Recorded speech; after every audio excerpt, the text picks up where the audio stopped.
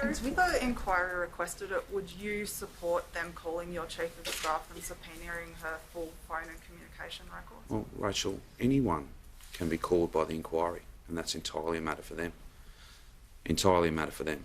And I think we run the risk of getting quite close to a series of hypotheticals and a commentary on an independent process that I don't believe is appropriate. They have the opportunity to call anyone they choose.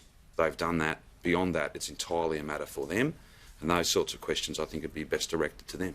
The inquiry still haven't been able to identify whose idea it was to hire security guards in the first place.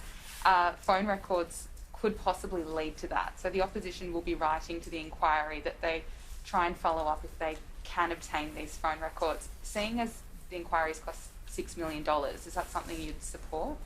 I'm not going to be directing the inquiry to do anything, and if others choose to write letters like that, that's entirely a matter for them.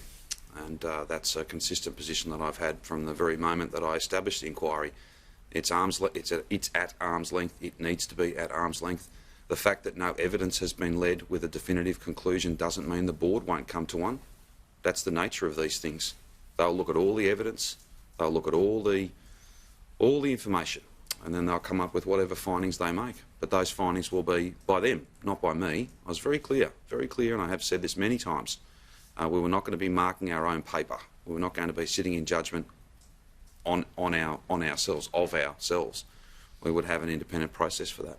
And with the 5 kilometre rule, yes. So you're not ruling out extending it beyond... We can't rule out anything at the moment. It's the nature of this virus is I cannot, with any sense of accuracy, tell the Victorian community the exact settings that will be in place once we take the next step. It'll all be based on the doctor's advice, the data and the science of this. And it'll also be in the context of so many have given so much, these next steps need to be safe and steady. Otherwise, we run the very real risk of frittering away everything that Victorians, through their sacrifice, have built. I just won't do that. And I know that's inconvenient because everyone would love to know what was happening next week and the week after and the week after that.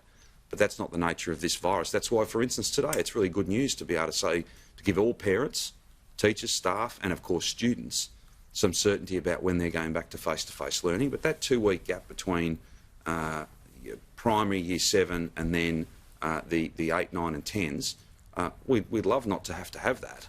But that's the nature of this virus. You won't know the impact of what you've decided for 2 to 3 weeks after that point. And so the logic tells you as well, we won't know what we're able to do in 2 weeks until we get very close to that point. That's just the nature of this. Will you be